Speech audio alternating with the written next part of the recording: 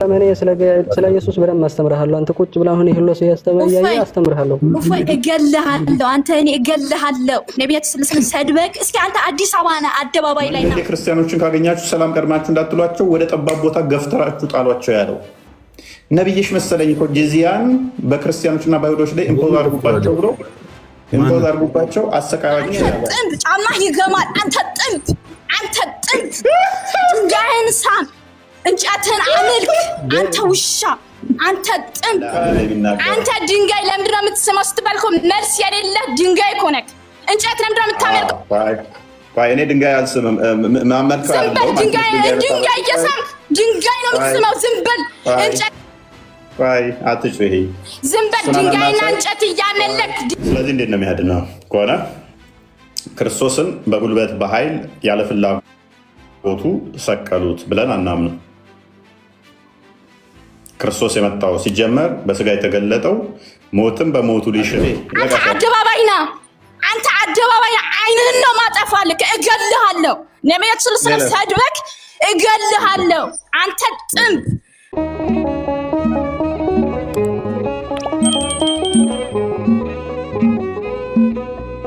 ኦኬ።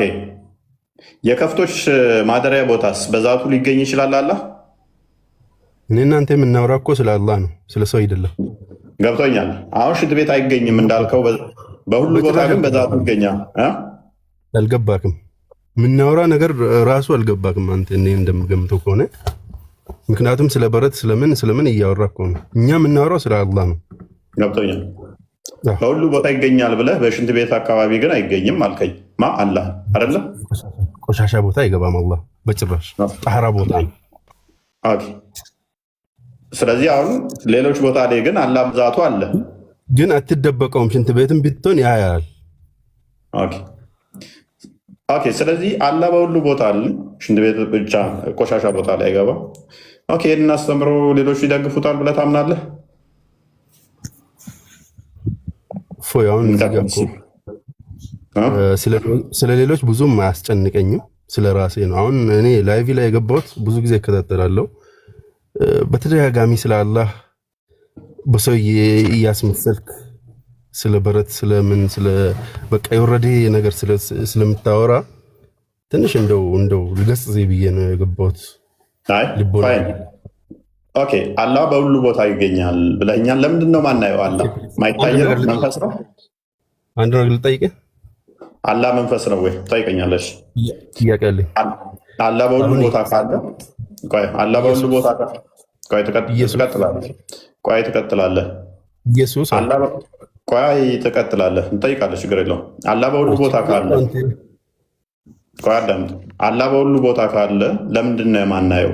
ምክንያቱም በባህሪው አይታይ አይደለም። አላህ አይገለጥም እኮ ሲጀመር አይገለጥም ማለት ነው። እንኳን ለእኔና ለአንተ ሊገለጥ ይቅርና ለነብያቶች ራሱ አልተገለጠም። አልተገለጠም ስትል አለመገለጥ ጉዳይ ነው ወይንስ የማይታይ ጉዳይ ነው? እንዴት ነው? በጭራሽ አይታሰብም እንጂ አልገባኝም። ፍጡርና ፈጣሪ ተገናኝቶ ሊወያይ ነው? ኖ የመወያይ ጉዳይ ሳይሆን ጥያቄ በቂያማ ቀን ታየዋለህ አይደል? አላህ ጀነት የገባ ሰው ብቻ ነው የሚያየው። ስለዚህ አላህ ሊታይ ይችላል ማለት ነው በባህሪው አይደለ? በምድር ላይ አይደለም። በባህሪው ግን መታየት ይችላል አይደለ? በምድር ላይ በፍጹም ማንም ችሎ ያው። ስለዚህ አላህን ታይም ማተር ያደርገዋል ለመታየት እያልከኝ ነው? እንደ ፍጡር ማለት አልገባኝም። ምክንያቱም ትናንትም ሆነ ዛሬም ሆነ ነገም ሆነ ከሺህ ዓመትም በኋላ ሆነ ከትሪሊየን ዓመትም በኋላ ከሆነ ለፈጣሪ ታይም ማተር ያደርገዋል እንዴ? ዛሬ ነገ የሚባል አለ ለፈጣሪ? ነገርኩህ እኮ ቆይ ለፈጣሪ ምንም ታይም ማተር ማያደርግ ከሆነ ዛሬ አይታይም ነገ ነው የሚታየው ካልክ ራስን እያፈረስክ ነው። ምክንያቱም ለፈጣሪ ምንም ታይም ማተር ነገም ሆነ ዛሬም ሆነ ልዩነት ስለማያመጣ ማለት ነው። ምንም ስፔሻል ዲፍረንስ አመጣ ልዩነት አለ። ልዩነቱን አስረዳኝሽ። ልዩነቱ ምንድን ነው? ፈጣሪ ላይ ልዩነቱን አስረዳኝ። ምድር ላይ ነው ያለ ነው። ምድራዊ ኑሮ ህይወት ላይ ነው ያለ ነው። አይደለ? ምድር ላይ ነን ወይስ ሙተናል? እሺ። ስለዚህ ምድር ሲጠናቀቅ ወደ አኺራ ሲተላለፍ ጀነት የገባ ሰው አላህ ይታየዋል። ጀነት ለገባ ሰው ነው። ጀነት ለገባ አይደለም። በመጀመሪያ ደረጃ ጀነት ለገባ ሳይሆን የሚታየው ገና ጀነት ከመግባታቸው በፊት ነው። ላረመህ ቅድሚያ ጀነት ከመግባታቸው በፊት ቀድሞ ይመጣል አላህን ሲተዋበቁት። ከዛስ እኔ አምላካችሁ ነኝ ሲል ነው አምላካችን አንተ አይደለህም ይሉታል። በምን ታውቃላችሁ አምላካችሁን ተብለው ይጠየቃሉ። በባቱ ይላሉ። ከዛ እንደገና በሚያውቁ ቅርጽ ይመጣና ባቱን ያሳያቸዋል። አንድ አምላካችን ነህ ይሉታል። ከዛ በኋላ ሰግደውለት እንትኖች አስመሳዮች ምናምን እንትን ይባላሉ። ከዛ በኋላ ነው ወደ ገነት የሚገቡት። ኤኒዌይስ የኔ ፖይንት እሱ አይደለም። ምክንያቱም በቂያማም ሆነ ዛሬም ሆነ ዲፍረንስ ስለማያመጣ በአላህ የሚታይ ከሆነ በደንብ አስተውል። እሱ ኢሴንሻል ቢንጉ መታየት የሚችል ከሆነ አይን ቦታ ነው አይደለ አብዲ? አይን ቦታን ይጠቁማል። ምክንያቱም ወይ ታች ነው የምታየው፣ ወይም ወደ ጎን ነው የምታየው፣ ወይም ወደ ላይ ነው የምታየው። ብቻ አይን ከአንድ ቦታ ወደ አንድ ቦታ ሪፈር የምታደርግበት ነው አይደለ? በሁሉ የሞላ ቀደም ብለህኛል። በመካም አለመካም ከአርሽ በላይም በዚህም በሁሉም አለ ብለህኛል አይደለ? አይን ደግሞ ቦታ ከሆነ እንዴት ነው ኢንኮምፓስ አድርገህ ልታየው የምችለው? ማንን ለማየት? አላህ። ምክንያቱም አላየውም ብያ ምን አመጣህልኝ? አላየውም በምድር ላይ በቂያማ ቀን እንዴት ነው የምታየው እያልኩ እኮ ነው። ዋዩላት የውመል ቂያማ እንግዲህ ስንሞት ነው። እሱን እኮ ለእኔ ስለዚህ አላህ ይቀየራል እያልከኝ ነው። የዛለት አላህ ይቀየራል እያልከኝ ነው ወይ? ምንም አይቀየርም። ፍጡር እኮ ማይቀየር ከሆነ እንዴት ነው የምታየው እያልኩ እኮ ነው። ምክንያቱም በደንብ አስተውል። ኢንፋይናይት የሆነን ነገር አይን ካፕቸር ማድረግ ስለማይችል እንዴት ነው የምታየው እያልኩ ነው።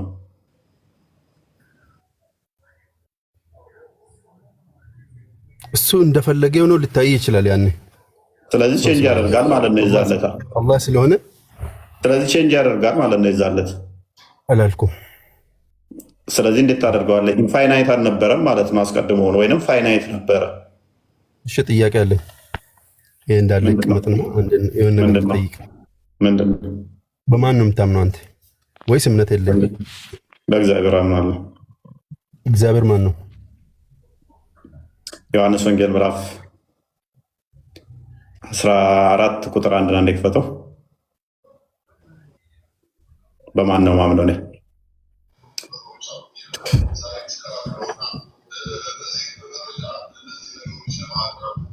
የማን ነው ድምፅ የሚደርበው? ሀናን ሚታል ዮሐንስ 14 ምዕራፍ 1 ላይ እንደዚህ ይላል፣ በእግዚአብሔር እመኑ በእኔ ደግሞ እመኑ ይላል። በአብ አምናለሁ፣ በወልድ አምናለሁ፣ ውሽዝ በክርስቶስም አምናለሁ። ምንድነው ጥያቄ? ይታያል። እግዚአብሔር ነው። ሶስቱ ይታያሉ። ሶስቶቹ በባህሪ እግዚአብሔር ሊታይ አይችልም። አንደኛ ዮሐንስ ወንጌል ምዕራፍ 1 ቁጥር 18 ላይ ወይም ደግሞ አንደኛ ጢሞቴዎስ ምዕራፍ 1 ቁጥር 17 ላይ አንደኛ ጢሞቴዎስ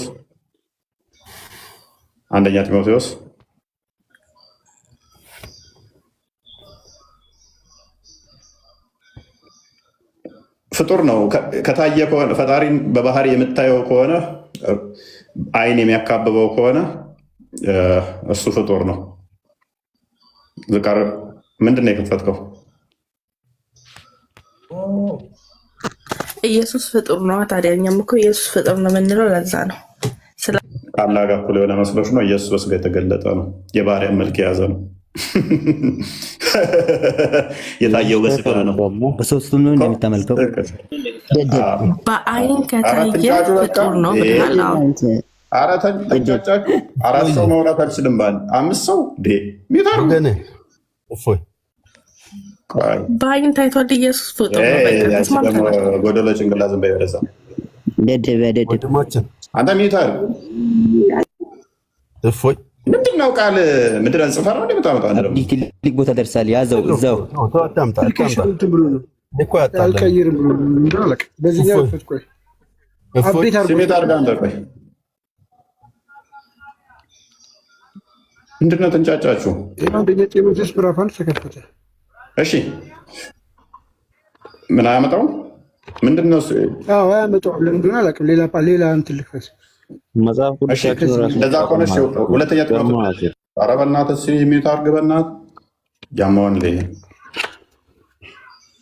ቁርአን ትከፍታለህ ወይ? መጽሐፍ ቅዱስን በደንብ ቮሚት ናችሁ እናንተ ከምር ይህንን ጭንቅላት ያላችሁ የብር 10 አልገዛችሁም። የብር 10 አልገዛችሁም ማለት ነው። የብር 10 አታዋጡ።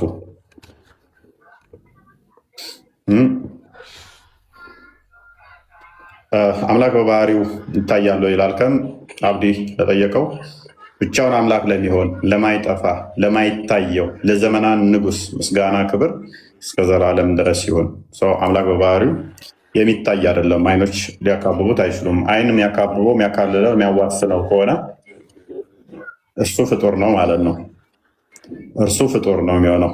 ስለዚህ አይን ከሰጠኸው ድንበር አበጀህለት ማለት ነው። ከዚህ እስከዚህ ቁመቱ እንደዚህ ወርዱ እንደዚህ ብለህ ሰራህ ማለት ነው። አይን የሚያዋስነው የሚያካብበው ከሆነ እሱ ደግሞ ፋይናይት ፈጣሪ ትራንሴንደንት ነው ብለን ነው የምናምነው። ፈጣሪ ኢንፋይናይት ነው ብለን ነው የምናምነው።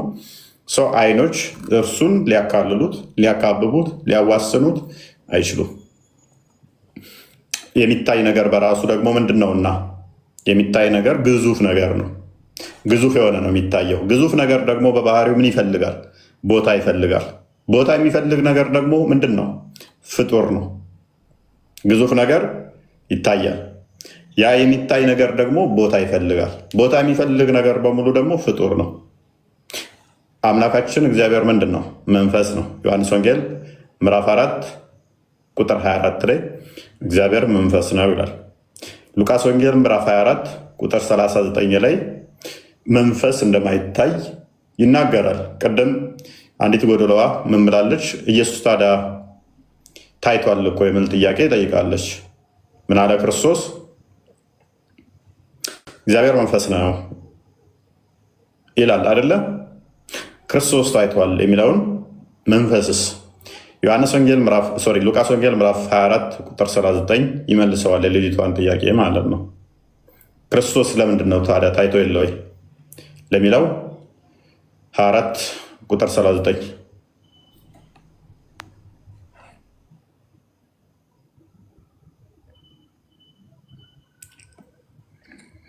እኔ ራሴ እንደሆንኩ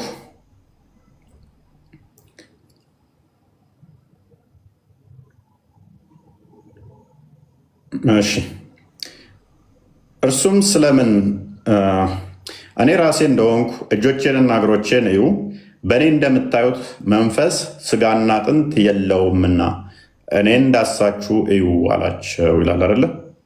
መንፈስ ምን የለውም? ስጋና አጥንት ደም የለውም።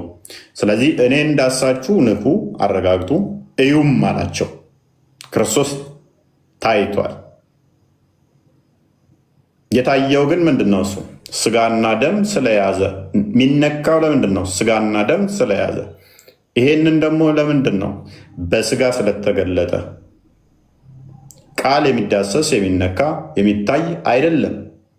ያ አካላዊ ቃል በሚዳሰስ በሚነካ በሚታይ የባሪያውን የፍጡሩን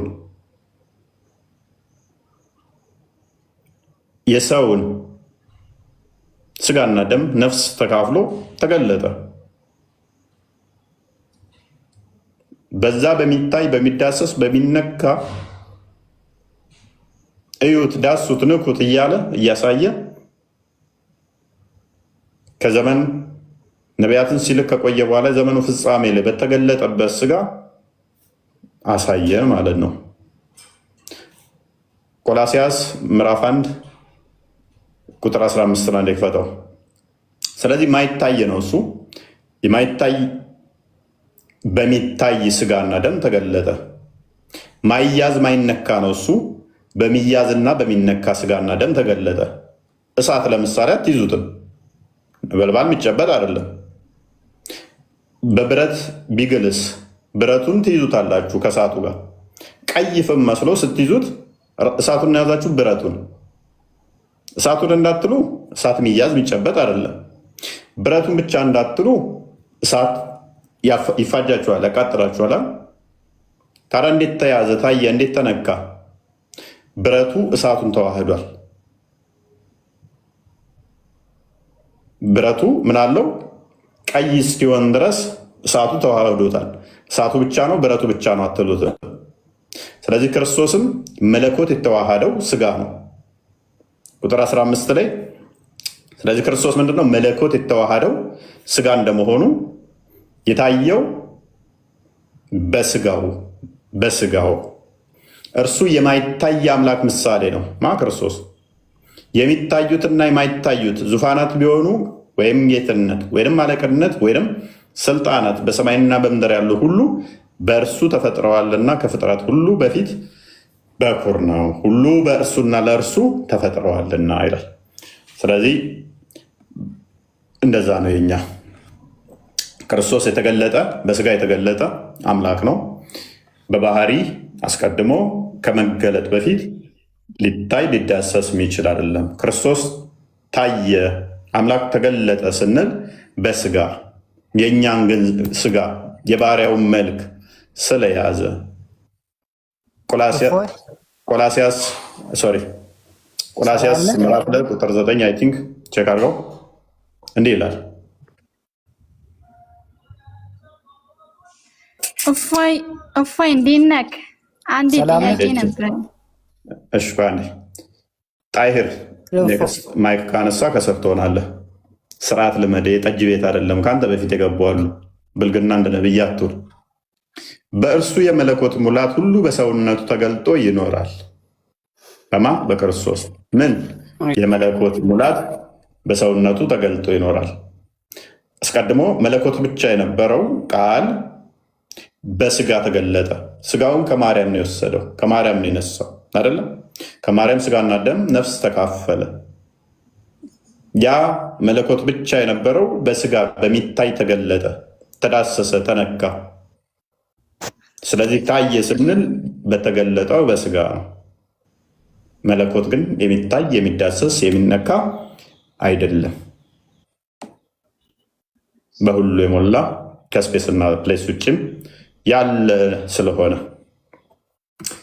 ጣሄር ከስር ሆነ የመማር እድል ልስጥ። ለቤቱ ስለሆነ ስርዓት ልመድ። ቅድሚያ ሀናን። አቤት እፎይ፣ ጥያቄ ነበረኝ ግን ሳትሳደብ ነው የምትመልስልኝ። ስድብ አሉ። የምን ስድብ ነው የምታወሪው? እኛ ነብይን አይደል መሐመድን አይደለን። አካውንትሽን እያየሁት ነው። ምናል ባለጌና ጋጠወጥ እንደሆንሽ ማለት ነው። አካውንቴን ፎቶ ለምን ትሳደባለህ? የምር ነቢያችንን ቢሆን መሳደብ የለብህም። እንትና ኢምራን መርየምን ይሰድባል አይሰድባትም? ኢሳን ይሰድባል አይሰድባል? ፕሊስ የነብይሽ ተከታይ አይደለም። ነብይሽ እና አላህ ሰድበውን አላስቀድመው በቀን 24 ሰዓት አላህ ያጥፋችሁ። በመሳደብ እኮ አይደለም ሃይማኖት የምታስፋፋው። አሁን ተቃይጅና ጭንቅላት አልባውን ተከታይ ጥያቄ መጠየቅ ሌላ ይዋቸው ይገቡና አትሳደብ እንደዚህ አትን ይህን ስድብ ነው የምታወሪው። ቀጥይ ተባልሽ እንዳትሳደብ ነው የስድብ አልወድም።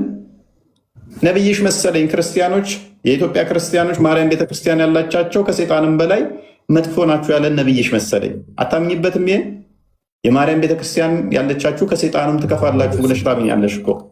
ስለዋት አወርድ አንተ ነብይን ስም ስታነሳ ቆይ አንድ ህፃን ልጅ የደፈረ ነብይ እንዴት ነው እሱ ነብይ ብዬ ሰላት ማወርደው? ሳያል ቡካሪ 1341 ላይ እኮ ክርስቲያኖች እኛ ኢትዮጵያኖችን ከሴጣንም በላይ መጥፎ ያለን ነው። ስለምን አትሳደቡ ነው? ነብይሽ እኮ መሰለኝ ታሞ እየማቀቀ ሊሞት እያለ ክርስቲያኖችና አይሁዶችን ከአረብ ሰላጤ አገር ላይ አጠፋ ነበር በህይወት ብቆይ ያለ አላህ ብለሽ የምትከታዩ መሰለኝ። ሱራ 98 ቁጥር 6 ላይ ከፍጡር ሁሉ መጥፎ ያለን ነቢይሽ መሰለኝ እኮ ሳይ ሙስሊም 2167 ላይ መንገድ ላይ ክርስቲያኖችን ካገኛችሁ ሰላም ቀድማችሁ እንዳትሏቸው ወደ ጠባብ ቦታ ገፍተራችሁ ጣሏቸው ያለው ነቢይሽ መሰለኝ እኮ ጂዚያን በክርስቲያኖችና በአይሁዶች ላይ ኢምፖዝ አድርጉባቸው ብሎ ኢምፖዝ አድርጉባቸው አሰቃያቸው ያለው አላህ ብለሽ የምትከታዩ መሰለኝ እኮ ክርስቲያኖች ኢሳን ያለ ልጅ ነው ብለዋል ብለው ስለዚህ አላህ ያጥፋቸው ያልሽ እርገሚያቸው ያለው። ስለዚህ ዶን ሽፍት አታርጉ፣ ቶፒኩ ላይ ፓኒክ አታድርጉ፣ ርዕስ ለማስቀየር አትሞክሩ። እኛ አራዳንን እኛ ነቄንን በጣም በቃ ነቄ ስለሆን አሳምቡሳ እናንተ ያኔ በረመዳን ወቅት ስትጾሙ አሳምቡሳ በውሃ ጠብሰ የምንሸጥላችሁ ነን። እናንተ በዘይት የተጠበሰ ብላችሁ ምገዙን በውሃ ጠብሰ የምንሸጥላችሁ ነን እና አራዳን ሃይማኖት ቃይ በርድና እንደ ማሜ ካዳ ስግጥ ብሎ በስግጥና እኮ ነው እንትን ያለው። ሳሁን ቶፒኩ ላይ እንቆምና ኤምዲ አህመድ ካደራ መጣ የሰማው ነው አላይና አለው ብለህ ነው የምታምነው? ከአርሽ በላይ በሁሉ ቦታ ይገኛል ብለህ ታምናለህ?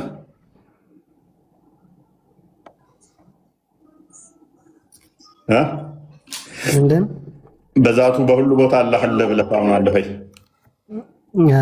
አንተ ከብት የውሻ ልጅ ስለ ጥላቻ ብቻ ነው እንደምሰብከው። አንተ ስድብ ብቻ ነው የምታውቀው። ደደብ ዶማ በቃም ይታርጋል።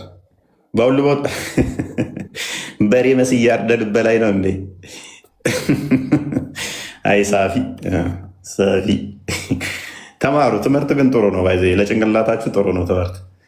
እንደዚህ አይነት ድንቁርና ትገላገሉ እና አንደኛ ትሆናላችሁ። ጭንቅላታችሁ ቢከፈት ይከረፋል። ስድቡን ተው አሁን አንተ። ኦኬ አላህ በሁሉ ከአርሽ በላይ ነው አልከኝ። ከአርሽ በታች ሊገኝ ይችላል አላህ በዛቱ? ያው ይገኛል። ስለዚህ አላህ በሁሉ ቦታ ነው ያለው ማለት ነው። ስለሱ እኮ አይደለም የምናወራው። አላህ ከአርሽ በላይ ነው አልኩ።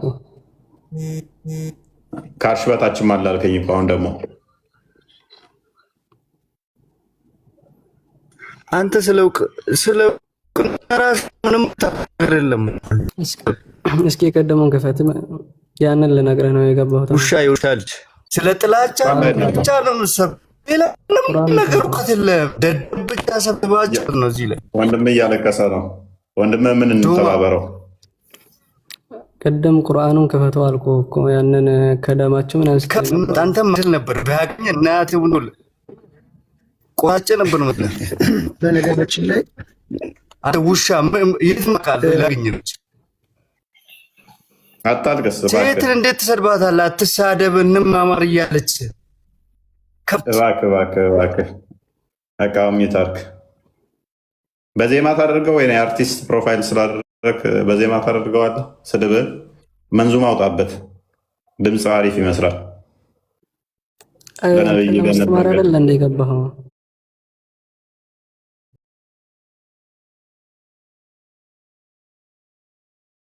ሲሉ እኔም በመሳደብ አሁን ጠራባችኋለሁ እያለ እየተሳደበ አግሬሲቭ ሆኖ እያስፈራራቸው ነው። ኤኔስ አላህ ከአርሽ በላይ ነው አልከን። መልሰ ደግሞ አላህ በሁሉ ቦታ ነው አልከን። በዛቱ የት ነው ያለው አላህ? በትክክል መልስ። ኤምዲ አህመድ አላህ ከአርሽ በላይ ነው አልኩ። ስለዚህ ከአርሽ በታች ይገኛል አይገናኝም? አዳምጠኝ እሺ።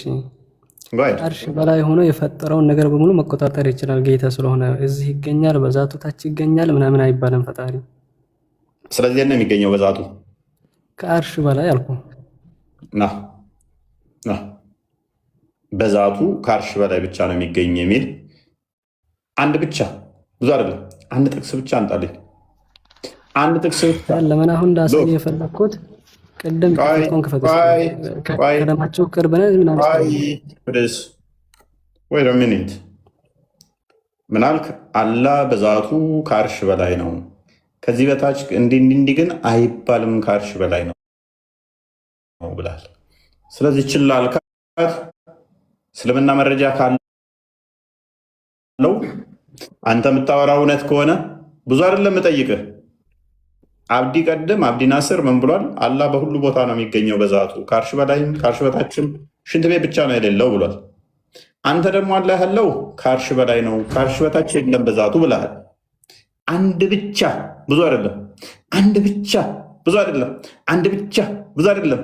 አንድ ብቻ ከ114 የቁርአን ክፍልህ አንድ እንደውም አድቫንቴጅ ደስ ቁርአን ብቻ አይደለም ከሐዲስም ጨምር አንድ ብቻ ከሐዲስም አላህ በዛቱ ከአርሽ በላይ ብቻ ነው የሚገኘው ከአርሽ በታች አይገኝም የሚል አንድ ብቻ አንተ ቀጥል።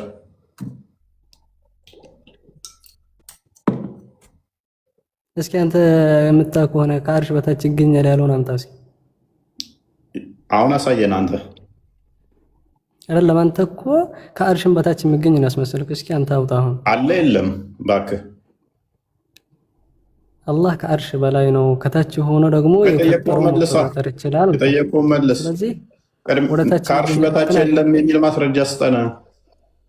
አይደለም ከአርሽ በታች የሚገኝበትን አምጣ እስኪ አንተ። ሲጀመር ከአርሽ በላይ የሚል በዛት ከአርሽ በላይ አላ የሚል የለም። አይደለም አንተ እኮ ጌታህን በሷም እያየኸው ነው። አላህ በሁሉ ቦታ ነው ያለው። ሀቢብ እስኪ አምጣ ያንን አምጣ እስኪ እሱን። እንዴት ነህ ሀቢብ? በቃ ሚት አድርገህ ተስፋ ቆረጥኩብህ። ምን ትላለህ ይህን ጉዳይ? አንተ የት ነው ያለው ብለህ ነው የምታምነው? አላህ ያው እሱ እንዳለው ነው ከሰማይ ፊት ሰማ ብለህ ነው የምታምነው? ሱረቱል በቅራ ሱረቱል አንፋል ይናገራሉ። ኦኬ ስለዚህ አላህ ከአርሽ በታችስ ይገኛል?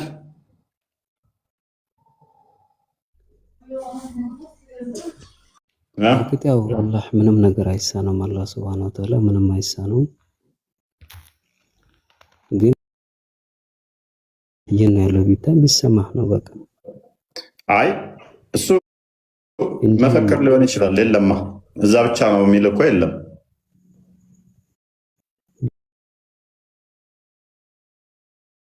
ይሰማህ አለ ከቁርአን ላይ ነው። አይ ሰማይ ላይ ከአርሽ በላይ ምናምን ቢዛቲሂ የሚል የለም። አንድ ጥቅስ የለም። ከአርሽ በላይ በዛቱ የሚል የለም። አንደኛ። ሁለተኛ ደግሞ በተመሳሳይ አይ ቲንክ በተመሳሳይ ቅድም ያመጣ ነውም አለ ከደም ስርህም ቅርብ ነኝ ብሏል።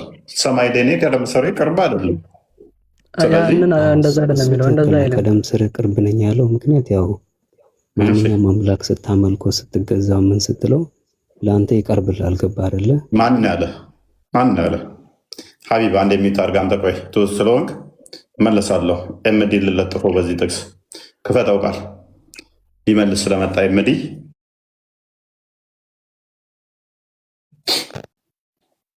ይህን ክፍል አርጊ ለማድረግ ነው የመጣው። ምንድን ነው ፖይንት ኤምዲ?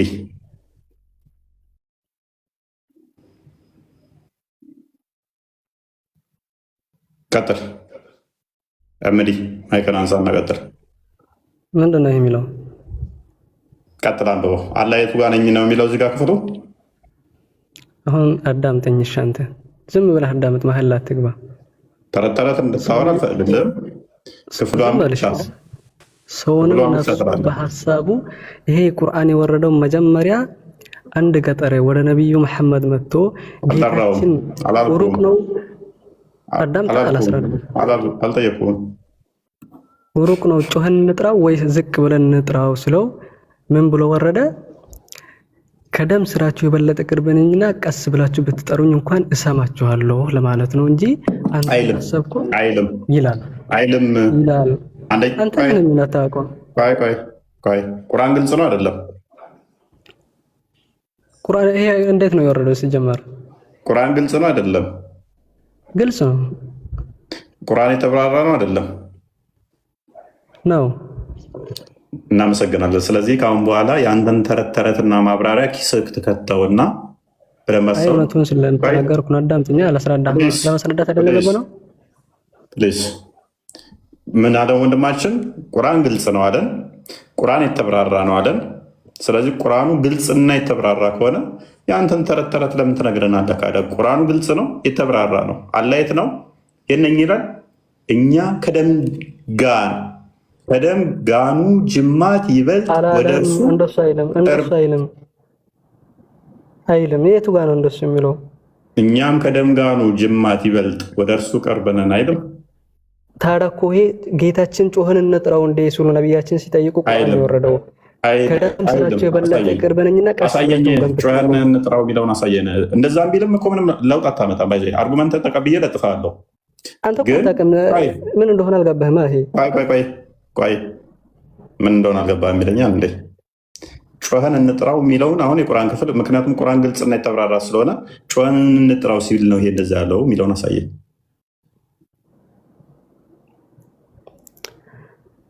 ቁርአን እኮ እንዴት እንደወረደ ለራሱ አታውቅም። አንተ የምታውቅ የመሰለህ ብዙዎቹን እያሳሳትክ ነው እንጂ ይሄን ለራሱ አታውቅም። ጠፍጥፌ እሰራለሁ። ተስማማን። ቁርአኑ ግልጽ ነው፣ የተብራራ ነው። ስለዚህ ግልጽና የተብራራ ከሆነ ክፍሉ ምንድነኝ ይላል? የነኝ ነው ይላል። ከደም ጋኑ ጅማት ይበልጥ ወደ እርሱ ቅርብ ነኝ ይላል። ደም እኔስ ሌላ አርጊው የሚያደርግ የሚችል የመጨረሻ ምንም መጨረሻ የለም። በቃ ይበቃል። ፈርተሃል እንዴ? አንተን እንኳን አንተንና አላህ ተመልሶ ይመጣ አይሞግተኝም። ባይዘ ምስኪን ህዝቦች ላይ ለምን ትጫወታለህ? ቢያንስ እያስረዳሁ እኮ አንዴ ቤት አርጋቀ ስለ አላህ አታንሳ። አላህ ምንም አይደለም። እኔ ስለ ኢየሱስ በደንብ አስተምርሃለሁ። አንተ ቁጭ ብለህ አሁን ይሄን ለሰው ያስተምርያየ አስተምርሃለሁ። እገልሃለሁ። አንተ እኔ እገልሃለሁ። ነቢያት ስለሰን ሰድበክ እስኪ አንተ አዲስ አበባ ነህ፣ አደባባይ ላይ ና አንተ ውሻ ቂጥህን እጠብ መጀመሪያ። አንተ ውሻ እስኪ አንተ ወንድ ከሆንክ ና አዲስ አበባ አስፋልት ላይ ሂድ። አንተ ወንድ ከሆንክ አንተ ውሻ ጫማ ራሱ ሲገማ ግማታ አንተ ነህ የምትሰድበው። አንተ ነህ ነቢያችን ሰለላሁ ዐለይሂ ወሰለም የምትሰድበው። አንተ እስኪ ወንድ ከሆንክ ና አዲስ አበባ። አንተ ወንድ ከሆንክ ና አዲስ አበባ። አንተ ወንድ ከሆንክ ና አዲስ አበባ አደባባይ እገልሃለሁ። ና አዲስ አበባ አደባባይ ላይ ሂድ። አንተ ውሻ ግማታ ቂጥህን መጀመሪያ። አንተ እኮ ሃይማኖት ቂጥ ማጠብ ራሱ እኮ አታውቁም። ጫማችሁ ሲገማ ግማታ ምን ግማ የብዙ ሰዎችን ክርስቲያን ቂጥች ያኑን የምትባለው አሽታለች ወይንም ደግሞ አይታለች። አንቺ ሰው ቂጥ ለምን ታያለሽ? እኔ ሽንት ቤት ላይ ነው ሱሪዬን ገፍቼ ቁጭ ምለው። አንቺ አፍሽ ሽንት ቤት ነው እንዴ? አንቺ አፍ ላይ አይደለም የምትጸዳዳው። የኔን ቂጥ ለምን ታያለሽ? የምሬን ነው የምልሽ አኑኒ። የኔን ቂጥ ሽንት ቤት ብቻ ነው አይቶት የሚያውቀው። ሲንኩነሽ እና አንቺ ላይ ነው እንደምትጸዳዳው። እኔ የኔን ቂጥ ለምን ታያለሽ? ደግሞስ የብዙ ክርስቲያኖችን ቂጥ ካየሽ አንቺ ልምዶ አለሽ ማለት ነው። የህዝብ ሽንት ቤት አይደለሽ። አንቺ አፍ ላይ አይደለም የምንጸዳዳው። ምን ያደርጋል? ጥንብ ጫማ ይገማል። አንተ ጥንብ ድንጋይን ሳም፣ እንጨትን አምልክ። አንተ ውሻ፣ አንተ ጥንብ። ቆይ ድንጋይን ሳም አለች። ሱናን አናሳይ 29:19 ላይ ድንጋዩን በመሳም ገነት ትገባለች። አንተ ውሻ ነቢያችን ሰለላሁ ዐለይሂ ወሰለም አንተ የምትናገራቸው አይደለም። ዓለምን የመሩ ጀግና ናቸው። እሺ እውነት ነው። በአንድ ሌሊት 11 ሴቶችን ይመሩ ነበረ። በአንድ ሌሊት 11 ሴቶችን ወሲብ ያደርጉ ነበረ። በ56 ዓመታቸው የ6 ዓመት ህፃን ልጅ አግብተው ወሲብ ያደርጉ ነበረ። አቡ ዳውድ አንድ እንደሚናገር አንተ ድንጋይ ለምንድን ነው የምትስመው ስትባል እኮ መልስ የሌለ ድንጋይ እኮ ነህ። እንጨት ለምንድን ነው የምታመልከው? ቆይ እኔ ድንጋይ አልስምም። ማመልከው አይደለም። ድንጋይ እየሳምክ ድንጋይ ነው የምትስመው። ዝም በል እንጨት። ቆይ አትጩሂ። ዝም በል ድንጋይና እንጨት እያመለክ ሱናን አናሳይ 29:19 ላይ ጥቁሯን ድንጋይ በመሳም ገነት ገባለሁ ብለሽ ምታሚ አንቺ ነሽ። ኃጢአቴ ይቅር ይባላል ብለሽ ምታሚው አንቺ ነሽ። አትጩሂ። መንፈስ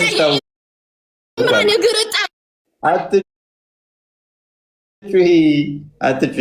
በመጪው መልስ አታመጪ። አንተ ግማታም ጫማ ይሸታል። ጥንብ ሽንት ቤታችሁ ሲገማ ቤታችሁ ሲገማ ጥንቦች ንጽህና ቅድም ጠርጥሬ ያለው ቅድም ያልኩህ ለዚህ ነው። ሽንት ቤታችን አንተ ዝም በል እስኪ። አዲስ አበባና ወንድ ከሆንክ የምታየው ያልኩሽ አትጪ። አንተ አደባባይ ና፣ አንተ አደባባይ አይንህን ነው ማጠፋልህ። እገልሃለሁ። ነቢያችን ሰድበክ እገልሃለሁ። አንተ ጥንብ ነቢያችንን ሰለላሁ ዐለይሂ ወሰለም አንተ የምትናገራቸው ሰዎች አይደሉም። እሺ ነቢያችን ጀግና ናቸው። ለሴት ልጅ ክብር የሰጡ የዓለማት ብርሃን የሆኑ ጀግንነታቸው በአንድ ሌሊት 11 ሴቶችን በአንድ ጥባት ይከኩ ነበረ። ነበረ ሕፃን ልጅን ወሲብ ያደርግ ነበረ። የወንድ ልጅ ብልት ይጠባ ነበረ። እናንተ እኮ ሴት ልጅ የተረገመች ናት ይላል መጽሐፍ ቅዱሳችሁ። ሴት ልጅ አይልም። ሴት ልጅ የተረገመች ናት ይላል። ሴት ግን አንቺ ሴት ልጅ አብረውሽ ሰው አለ ግን እንዲየጮሽ ቅዱስን ሂድና አንብብ። ጥያቄ ስጠይቁክ መልስ። እሺ ዝም ብለህ እሺ። አሁን ውሃ እየጠጣሽ የለክም። እውቀት ዜሮ፣ ምንም እውቀት የለክም። ደንቆሮ ነክ። እንዳንተ አይነት ደንቆሮ መሀይም አይቼ አላቅም። አንድ ድንጋይ ለምንድን ነው የምታመልከው ስትባል እኮ መልስ የሌለ ደንቆሮ እኮ ነክ። እንጨት ለምንድን ነው የምታመልከው ስትባል እኮ መልስ የሌለ ደንቆሮ እኮ ነክ። መጽሐፍ ቅዱስ ራሱ ሳታነብ ደንቆሮ እኮ ነክ። አንድ ጥያቄ እንጨት ለምንድን ነው የምታመልከው ስል እኮ መልስ ያልሰጠኸኝ እኮ ነክ። መጽሐፍ ቅዱስ ምንድን ነው የሚለው ስል እኮ መልስ ያልሰጠኸኝ እኮ ነክ። ስድብ ብቻ ነው አንተ የምታውቀው፣ ሌላ ምንም አታውቅም። እንዳንተ አይነት ደንቆሮ እስኪ አንተ ወንድ ከሆንክ አዲስ አበባ መንገድ ላይ ሂድ፣ ሰርተህ ኩሽና ለኩሽና እየሄድክ ነቢያችን ሰለላሁ ዐለይሂ ወሰለም ሰድበክ አንተ አዲስ አበባ ላይ እስኪ ወንድ ነክ አደባባይ ውጣ። ወንድ ነክ አንተ ሴታ ሴት ኩሽና ለኩሽና እኮ ነው የምትኖረው አንተ። ባይዘ ነብይሽ መገለጥ የሚመጣለት ኩሽና ውስጥ ከመኝታ ክፍል እኮ ወጣታ የአይሻ ቀሚስ ውስጥ መኝታ ክፍል ብቻ ነበር መገለጥ የሚመጣለት። ማታቂ ከሆነ ላስተምርሽ። ከመኝታ ክፍል እኮ አትጩይ። ቆይ ደባለ ኩሽና ትቀመጣለህ፣ ትሳድባለህ። አንተ ወንድ ነክ እንደ ሴታ ሴት ዝም ብለህ ምላስ ብቻ እንደ ሴት እውቀት ይኖርክሽ። የወንድ ልጅ ወንድነት ላይ ምንድን ነው እሱ ባላተሻል ካልሲን እጠብ። የጫማ ግማት ደግሞ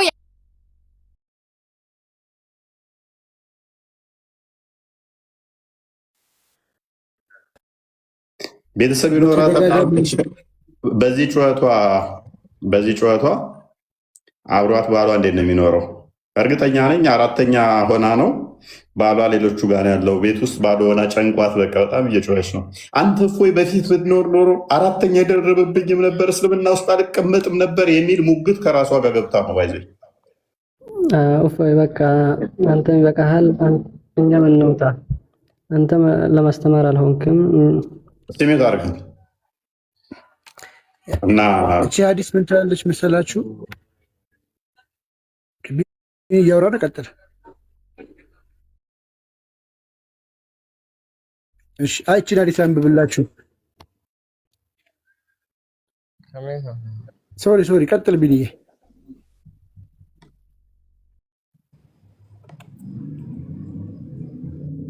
እሺ መሐመድን 20 ዓመት ያገለገለው አገልጋዩ ነው፣ ባሪያው ነው። እህታችን ግማታም ስትል ነበረ።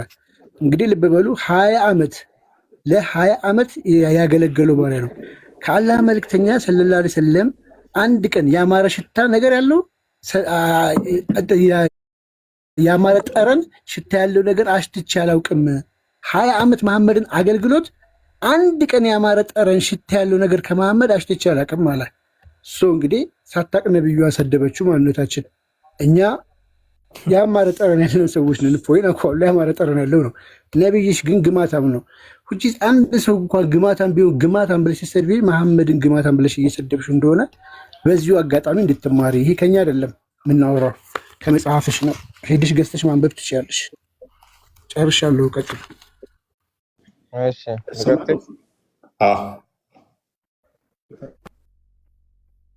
ሚዩት ነህ አትሰማ። ሚዩት ከሆንክ ከስር ላሉት አትሰማ። ኦራይት እስካሁን ድረስ ለቀንልህ። ይሄ ቃል እኮ በቃ ገስት ላይ ሙታን በለው። ይሄ ሁሉ ሲወራ ኮመንታት ታይም እኔ አላየሁም ነበር። ኤኒዌይስ ቢላል ሰላም ነው። ጥያቄ አለ። ጥያቄ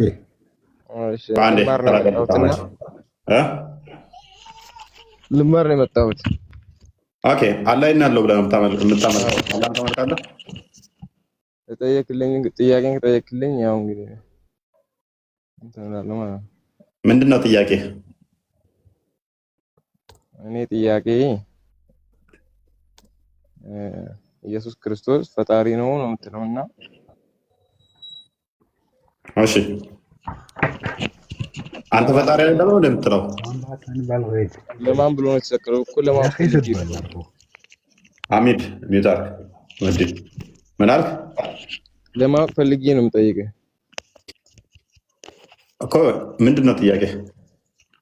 ኢየሱስ ክርስቶስ ፈጣሪ ነው ወይ? ፈጣሪ አይደለም ነው ብለህ የምታምነው አንተ? ቁርአንህ እኮ ፈጣሪ ነው የሚለው እኮ። እሺ ፈጣሪ እስከሆነ ለእኛ ብሎ ተሰቀለ ነው የምትሉትና ለሰው ኃጢአት ብሎ የተሰቀለው? እሺ እንደዛ ነው የሚሆነው? በሚገባ። እሺ ለሰው ልጅ ኃጢአት ብሎ ነው የተሰቀለው እስከሆነ እሺ ሙስሊምም ኦርቶዶክስም ይሁዳንም ሁሉም የሰው ልጅ ነው።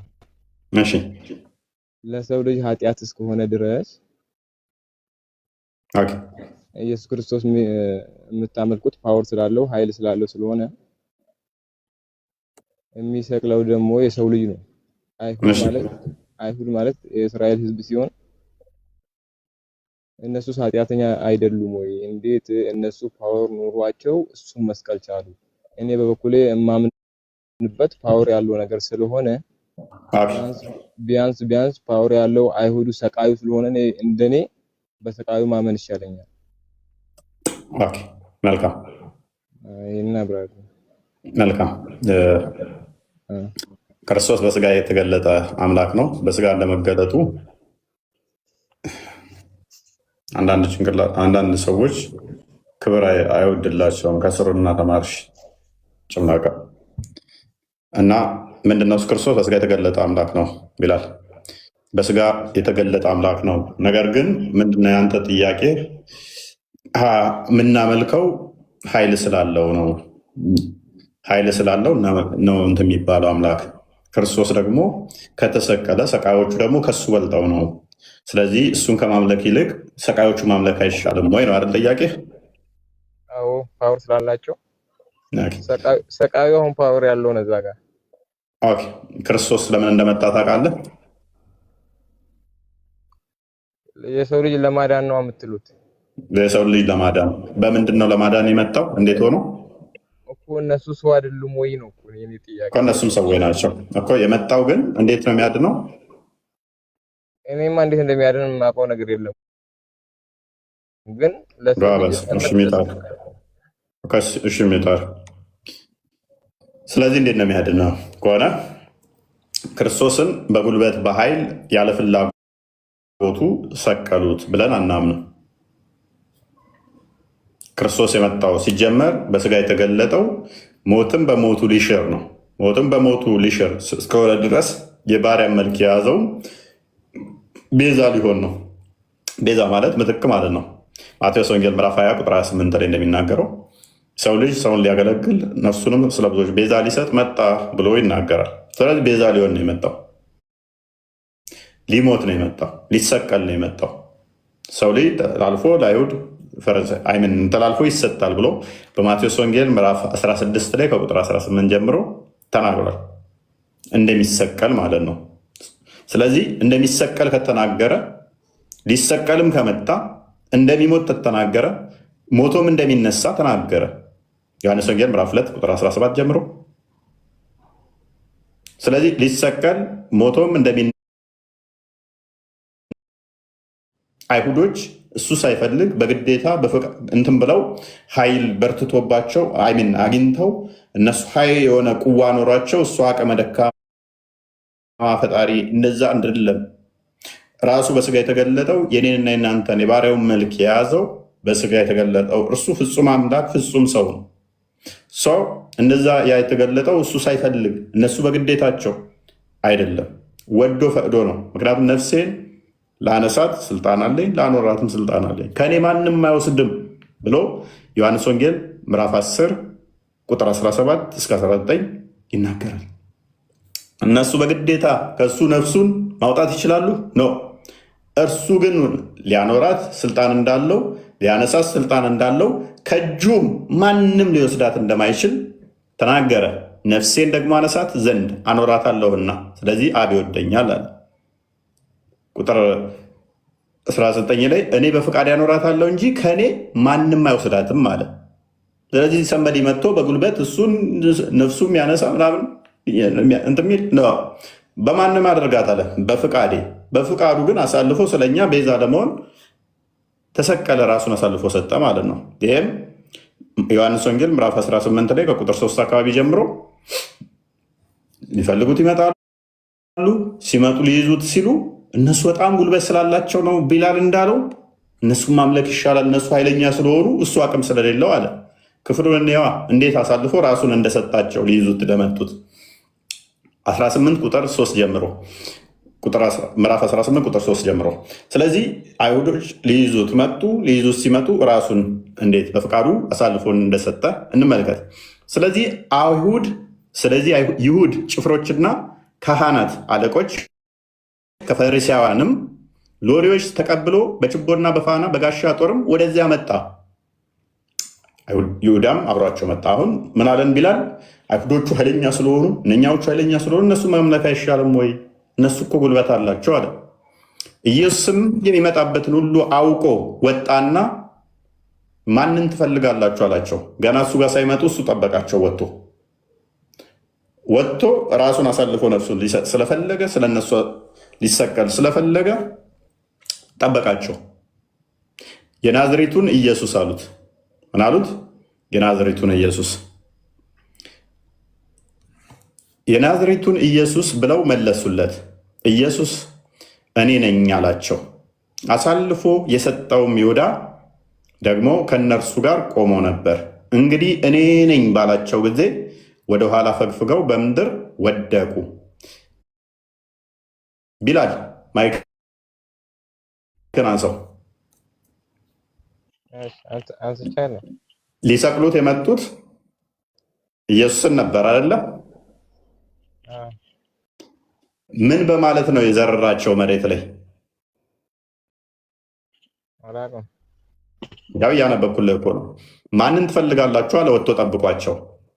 የናዝሬቱ ኢየሱስን እንፈልጋለን አሉት። እኔ ነኝ አላቸው። እኔ ነኝ ሲላቸው ወደቁ በምድር ላይ ይላል። ስለዚህ ጀግና ናቸው ያልካቸው እኔ ነኝ በሚል ኃይሉን ሲገልጽ ምድር ላይ መዘረር የሚችሉ ናቸው። ስለዚህ አንተ በኃይል ከሆነ የምታምነው ይኸው እንዳለ ሊይዙት የመጡትን ዘርሯቸዋል። ለማታም ነው እነሱ ከተዘረሩ ማንሰቀለ እኮ። አሁን በኃይል አይደለም የምታምነው፣ በጉልበት ከሆነ የምታምነው እኔ ነኝ በማለት ብቻ ተዘረሩ። አንተ በጦርነት በኃይል የምታምን ከሆነ ማለት ነው።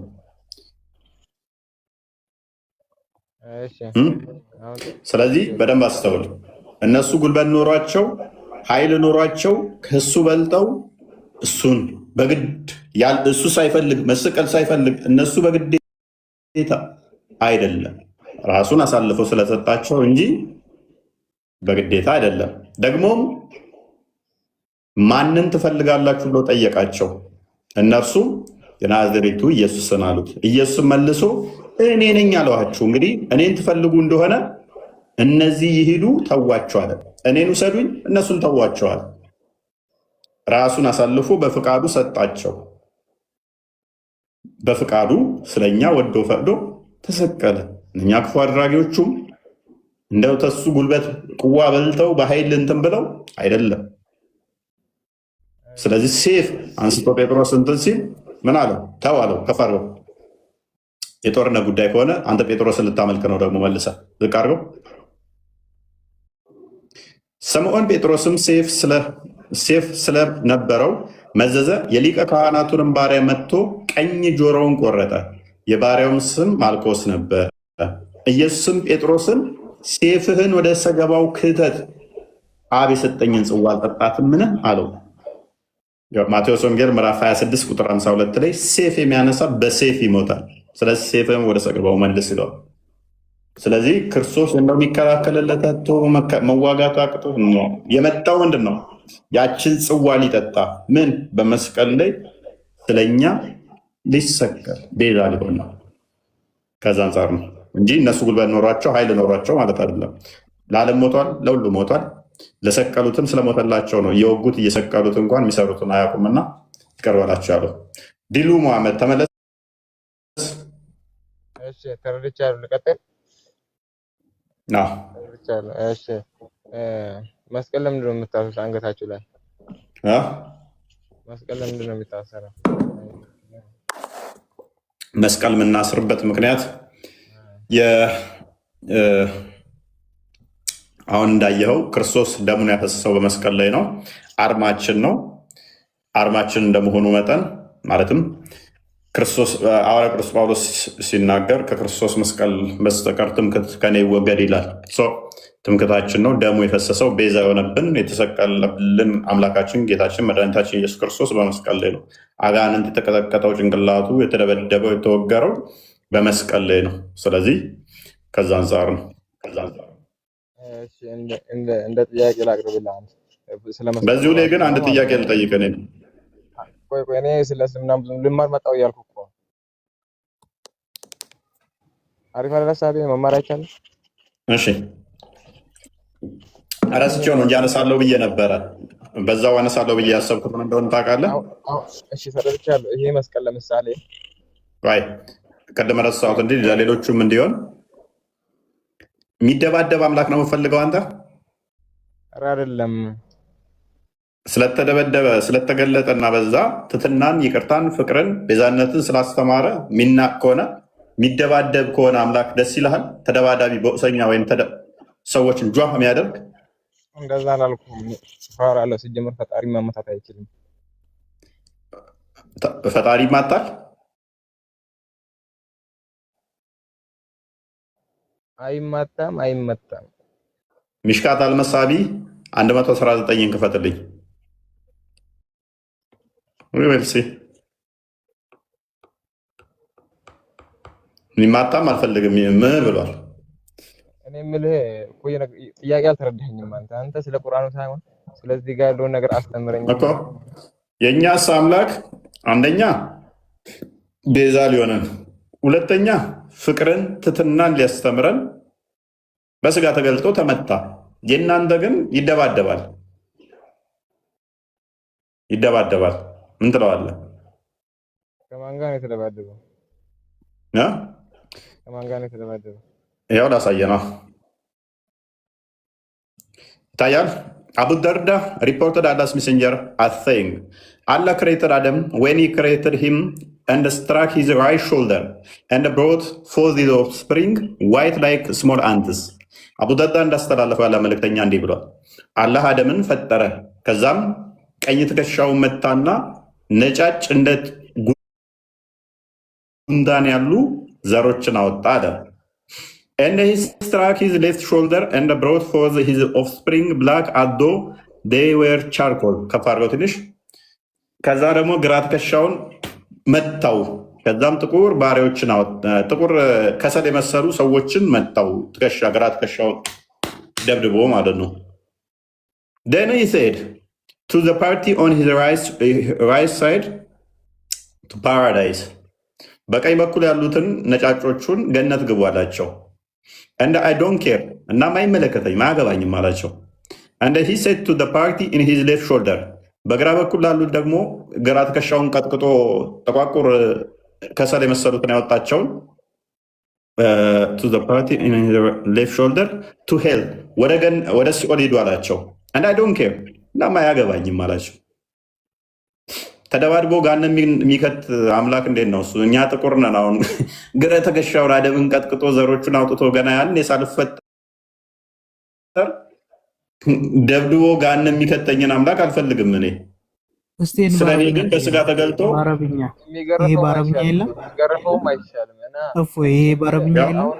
ያው አለ እስቲ አረብኛው ላይ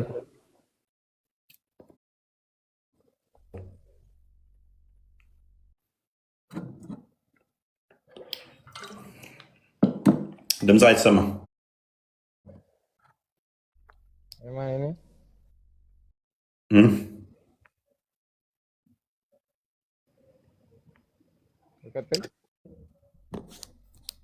ቀጥልሽ።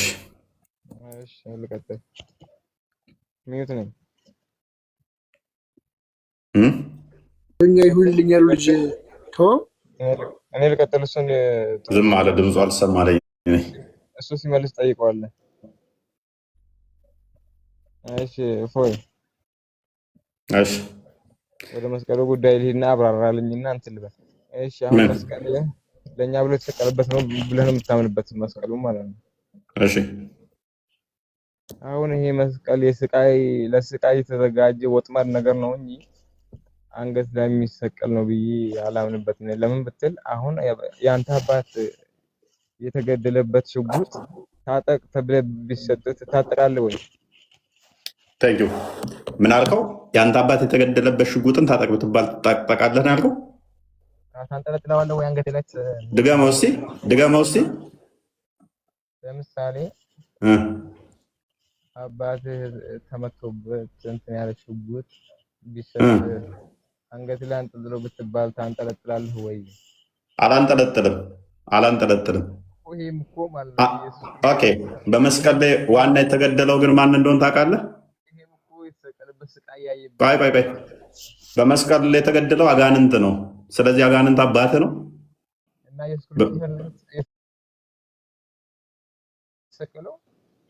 ክርስቶስ መስቀል ላይ ደሙን አፍስሶልናል ለእኛው።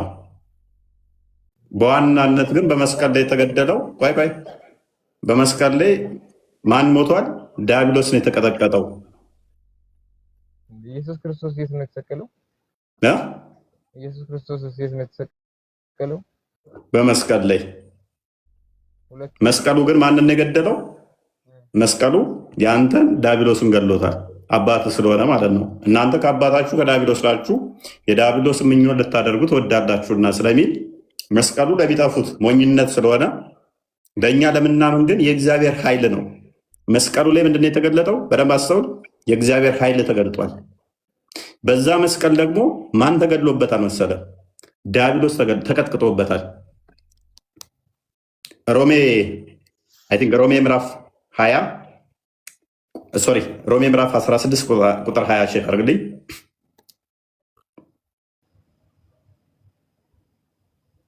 የሰላም አምላክ ሴጣንን ከእግራችሁ በታች ፈጥኖ ይቀጠቅጠዋል፣ የጌታችን የኢየሱስ ክርስቶስ ጸጋ ከእናንተ ጋር ይሁን ይላል።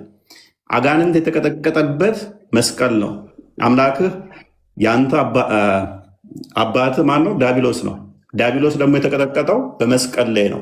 በአንተና በሴቲቱ በዘርና በዘሯ መካከል ጠላትነትን አደርጋለሁ፣ እርሱ ራስን ይቀጠቅጣል የተባለው ትንቢቱ የተፈጸመው የአጋንንት ጭንቅላት የተቀጠቀጠው የተወገረው የተደበደበው በምንድን ነው? በመስቀል ላይ የተቀጠቀጠው ማ። ስለዚህ አጋንንት የሚቀጠቀጥበት አጋንንት አሰራሩ የተገደለበት መስቀል ነው። አጋንንት ደግሞ ለአንተ አባት ነው። ኢየሱስ ክርስቶስማ ለአንተ አባት ሊሆን አይችልም። አንተ የአጋንንት አባት ልጅ ስለሆንክ ኢየሱስ ክርስቶስ የእግዚአብሔር ልጅ ነው ብለህ ታምናለህ? የአንተ አባት ማን ነው ማለት? የአንተ አባት አጋንንት ማለት ነው?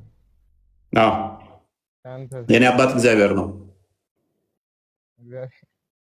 እሺ ይሁን። እሺ እንቀጥል። እሺ እኔማ መሳሪያ ፈልጌ አይደለም መማር ነው የፈለኩት። እሺ እንቀጥል። ስለዚህ አባት ዲያብሎስ መሆኑን ታምናለህ ማለት ነው? ችግር የለውም። ተው እሱ አንተ ስላልከው አይሆንምና ልንገርህ። ሲጀመር አባቴ ኦርቶዶክስ ነውና እውነት ነው አጋንንት ሊሆን ይችላል። እሱ ጥያቄ ነው። አይ ምንም ኦርቶዶክስ ሊሆን አይችልም። ቅድም ያመጣ አንተ ነህ እንትን ያልከው። ኤኒዌይስ ባይ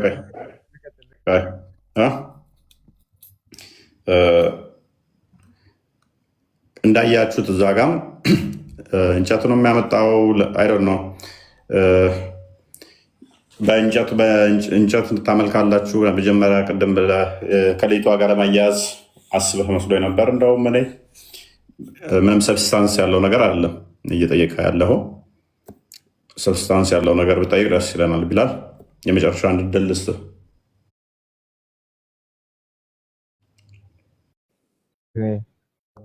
ከሰብስታንስ ያለው ጥያቄ ጠይቅ። አሁን ደግሞ ጠይቅ። አሁን 10ቱ ትእዛዛት እንደዚህ ይላል እዛ ከጻፉት ውስጥ ማለት ነው ከኔ በስተቀር ሌላ አምላክ የለምና ሌላ አማልክት አታምልክ ይላል። ለምንድን ነው ቅዱስ ሚካኤል አባት ይጠብቀኝ፣ ቅዱስ ገብርኤል አባት ይጠብቀኝ ተብሎ በ12 በ19 በ21 ምናምን ስራ ተፍቶ ቤተክርስቲያን የሚሄድበት የሚመለኩበት ምክንያት ለምንድን ነው? እሱ ያለው ከኔ በስተቀር ሌላ አምላክ የለምና ሌላ አማልክት አታምልኩ ብሎ አስምሮበታል። ስለዚህ እናንተ ለምንድን ነው አሁን 30 ቀኑ ሙሉ ባላለ እስከ 30 ዮሐንስ ድረስ ማለት ነው። ስለዚህ ይሄ ነገር እንዴት ነው ለማለት ነው። የትኛው ቦታ ነው እሱ ሚካኤል አምላክ ነው ያለው? እና የተመለከ አይደል እንዴ? ምን ብለን ያመለክ ነው? ምን ብለን እሱንማ እናንተ ታውቃላችሁ። ምን ቤተክርስቲያን ያለው የቅዱስ ሚካኤል ቅዱስ ገብርኤል ይበቃል ነው። ኦኬ ቢያንስ አንተ ካላት ትሻላለህና እስቲ ማስረጃ አንጣልን። አላህ ሱራ 931 ላይ መነኩሴዎችን ነው የሚያመልኩት ክርስቲያኖች ብሎ የጅል ጥያቄ ይጠይቃል። ሱራ 931 አንዴ ክፈተው። ካለ ማይሻል ጭንቅላት አብዴ አላህ አላለማክቹአሊ ቢያንስ አንተ አዲስ የፈጠርካ ነው። መሳደብ አያስፈልግም። አሁን ትምህርት ስለሆነ ከስድብ አለ ቆይ ስድብ አይደለም። ለሁለታችሁ ምላሽ እንሰጥ ነው፣ ለአንተም ለአላህም። አላህ ራሱ እንዳንተው መነኩሴዎችንና ሊቃውንቶችን ነው የሚያመልኩት ይለናል። ለአንተ ደግሞ ሚካኤልን ነው የምታመልኩት ትለናለህ። እኔ እኮ እናንተን ለማስረዳት ራሱ አስቸጋሪ ስለሆነ ከእርሱ በቀር ሌላ አምላክ የሌለውን አንድን አምላክ ሊገዙ እንጂ አሁን የምናል አንድ አምላክ ብቻ አንተም ተብሎ ሚካኤልን ለመምታመልኩት ይለናል ቢላል ማለት ነው። አላህም ደግሞ ምን ይላል? ሊቃውንቶቻቸውንና መነኮሳታቸውን የመርየምን ልጅ አልመሲንም ካላህ ሌላ አማልክት አድርገው ያዙ ይለናል። ለእነዚህ አይነቶቹ አሁን ምን ብላችሁ ነው የምመልሱትስ? ማለት አሁን አላህን ባገኘው እየኮረኮምኩኝ መረጃ አንጣ ብዬ ጠይቀው ነበረ። የምሬን ነው መስሎኝ። እሺ መነኩሴዎችን እኛና ስለ እግዚአብሔር እንደዚህ መናገር አልችልም ማለት። ስለዚህ አንተም ስለዚህ የውሸት ነው መናገር የለብህም። የአንተ ነገር እኮ ይሄን እኮ በቃ ቆይ ስለዚህ ኮረኩማለሁ ላልኩት ይቅርታ፣ ጭንቅላት ስለሌለ ለመኮርኮም የማይሆነው ሊቃውንቶችን ታመልካላችሁ ብሎ አላህም እንደዚህ ይቀጥፍብናል። አምላክ ነው ብላችሁ መነኩሴዎችን እዛችኋል ይለናል። እኔ መነኩሴ ቤተሰብ አለኝ። እኔ መነኩሴ ቤተሰቦችን አከብራለሁኝ። ጎረቤት መነኩሴዎች አሉኝ፣ አከብራቸዋለሁ እንጂ አምላክ ብለን አናመልካቸውም። ከአዳም ሚታርግ አትባል ሚታርግ። ስለዚህ እኛ መነኩሴዎችንም አምላክ አንልም፣ ሊቃውንቶችንም አምላክ አንልም፣ ገብርኤልንም ሚካኤልንም አምላክ አንልም። ስለዚህ ማናቸውንም አምላክ ብለን አንከተልም። አምላክ አይደሉም እነሱ። ነገር ግን መላእክቶች ለእኛ የሚራዱ የሚጠብቁ ከፈጣሪ ተልከው የሚታዘዙ ናቸው፣ የሚራዱን ናቸው። ይሄም ጸጋ ተሰጥቷቸዋል። ስለ ሰዎች ልጆች እንደሚነሱ ሚካኤልን አንስቷል። ለምሳሌ ትንቢተ ዳንኤል ምዕራፍ 12 ላይ ከቁጥር 1 አካባቢ ጀምሮ ስለ ህዝቦች ልጆች የሚነሳ ይለዋል። አንዴ ክፈተው እስኪ። ማን? ዳንኤል ምዕራፍ 12 ቃል አለ ቁጥር 1 ጀምሮ። ስለዚህ ስለ ሰዎች ልጆች እንትን ይላሉ፣ ይላካሉ። ስለዚህ ስለ ሰዎች እንደሚላኩ መጽሐፍ ቅዱስ ይናገራል። ትንቢተ ዳንኤል ምዕራፍ 12 ቁጥር 1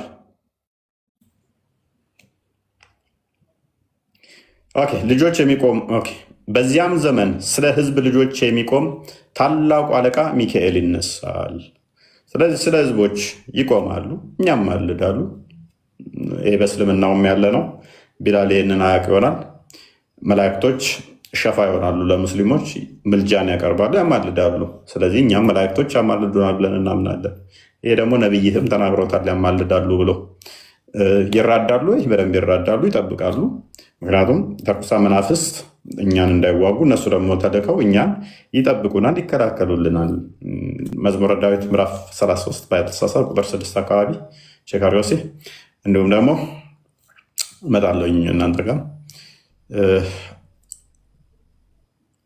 33 ይመስለኛል ቁጥር 6 አካባቢ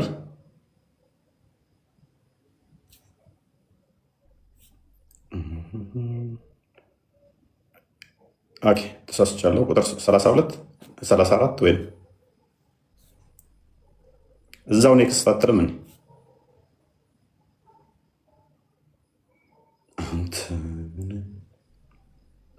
ስለዚህ ቅዱስ ተሳስቻለሁ። በቃ ረስቼዋለሁ።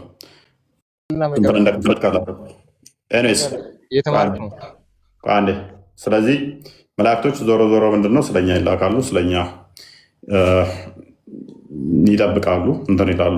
ሰው ከዛ አንጻር እንትን ይባላል ማለት ነው። ከቁጥር 1 አድርገው እስኪ እና ከዛ አንጻር ይታያል ማለት ነው። ከዛ አንጻር ይታያል። እግዚአብሔር መልአክ በሚፈሩት ሰዎች ዙሪያ ይሰፍናል ያድናቸውማል። ምን ይላል? ይሰፍናል ያድናቸውማል። ስለዚህ ከዚህ አንጻር ይጠብቁናል ምናምን የሚለውን እንደዛ መረዳት ይቻላል ማለት ነው። በተመሳሳይ እስልምናውም ጋር አሉ። ለምሳሌ በበድር ጦርነት ላይ መላእክቶች ተሳትፈዋል። መላእክቶች ተሳትፈው ሙስሊሞችን አግዘዋል ማለት ነው። ተዋግተውላችኋል። ስለእናንተ እየተሸነፉ በነበረበት ሰዓት ላይ መሐመድ አቅቷቸው መዋጋትን ተሸንፋችሁ በነበረበት ሰዓት ላይ ብዙ መላእክቶችን ሰልፍ ሆነው መጥተው ጦርነት ገብተው ተዋግተዋል ወለ በእናንተ አስተምሩ። ስለዚህ ተራተዋቸዋል ማለት ነው። እርዳን እንደዚህ ትላላችሁ ምናምን ላልከው ማለት ነው። እናንተ ጋርም አለ። እንዲሁም ደግሞ ልጅ እንኳን ይሰጣል መልአክ፣ ልጅ እንኳን ይሰጣል። ለምሳሌ ሱራ 19 ቁጥር 19 እስከ 20 ወንድ ልጅን ልሰጥሽ መጣው ይላል። ማ ጅብሪል ለመርየም እንኳን ልጅ የሚሰጥ ነው። ልጅ ሊሰጥ ይመጣል ማለት ነው። ስለዚህ ለመርየም ልጅ መስጠት ከቻለ ሳቦቹና መሐመድ ጦርነት ሲሸነፉ መጥተው ከተዋጉ አማላጅ እናንተ ጋር ከሆነ ላበስርሽ ነው እንጂ ያለው ልሰጥሽ አላለም።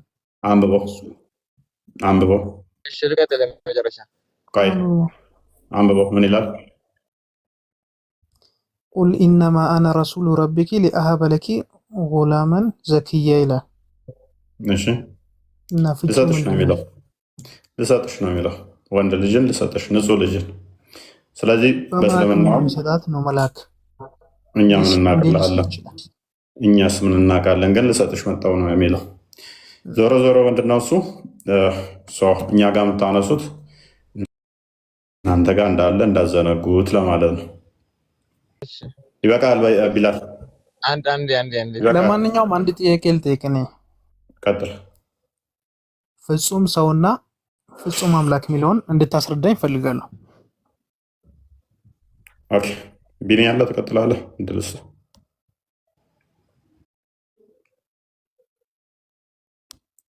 ቢኒያም አለ።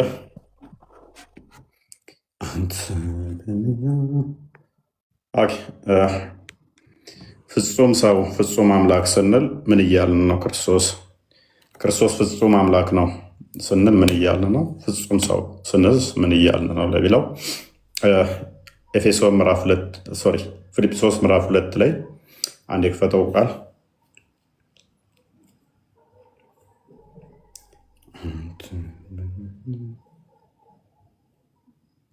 ፊልጵስዩስ ምዕራፍ 2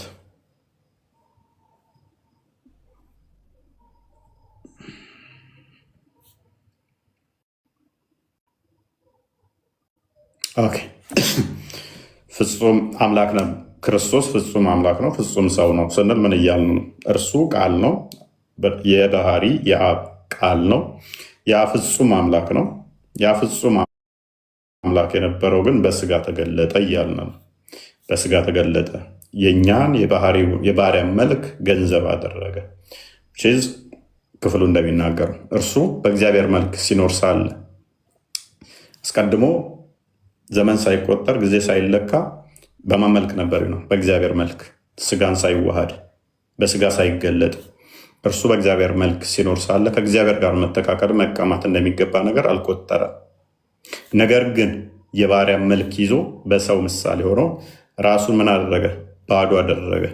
ስለዚህ የማንን መልክ ያዘ ይለናል? የባሪያ መልክ ይዞ ራሱን ባዶ አደረገ። ነገር ግን የባሪያ መልክ ይዞ በሰው ምሳሌ ሆኖ ራሱን ባዶ አደረገ። በምስሉም እንደ ሰው ተገኝቶ እንደ ሰው ተገኝቶ ራሱን አዋረደ ለሞትም ይኸውም የመስቀል ሞት እንኳ የታዘዘ ሆነ። በዚህ ምክንያት ደግሞ እግዚአብሔር ከፍ ከፍ አደረገው፣ ከስምም ሁሉ በላይ ያለው ስሙን ስም ሰጠው ይላል። ስለዚህ አስቀድሞ በእግዚአብሔር መልክ ሲኖር ነበረ ፍጹም አምላክ ያ። ነገር ግን ዘመን ከተቆጠረ ጊዜ ከተለካ በኋላ ዕብራውያን ምዕራፍ 1 ቁጥር 2-3 እንደሚናገረው ነቢያትን ሐዋርያትን ሲልክ ከቆየ በኋላ መጨረሻ ዘመኑ ፍጻሜ ሲደርስ በልጁ ተናገረን ይላል። ስለዚህ ያ ፍጹም አምላክ የሆነው ቃል ብቻ የነበረው በስጋ ተገለጠ። ስለዚህ ክርስቶስ ምንድን ነው ማለት ነው? ስግው ቃል ነው። ስጋን የተዋሃደ ቃል ማለት ነው። በስጋ የተገለጠ ቃል ማለት ነው። ከጥንት ጀምሮ እግዚአብሔር በብዙ አይነትና በብዙ ጎዳና ለአባቶቻችን በነቢያት ተናግሮ ሁሉም ወራሽ ባደረገው ደግሞም ዓለማትን በፈጠረበት በልጁ በዚህ ዘመን መጨረሻ ለእኛ ተናገረ። ዓለማትን የፈጠረው ማን ነው? ክርስቶስ። እሱ ልጁ፣ እርሱ ቃል በስጋ ተገለጠ። በስጋ ሲገለጥ ፍጹም ሰው ተብሎ ይጠራል። ለምን? ከማርያም ስለተወለደ፣ ከማርያም ስለተገኘ። ከኛ እንደኛ አንዳንዱን ከዕብራውያን ምዕራፍ 2 ቁጥር 15 ላይ ወንድሞቹ በስጋና በደም እንደሚካፈሉ እርሱ በስጋና በደም ተካፈለ።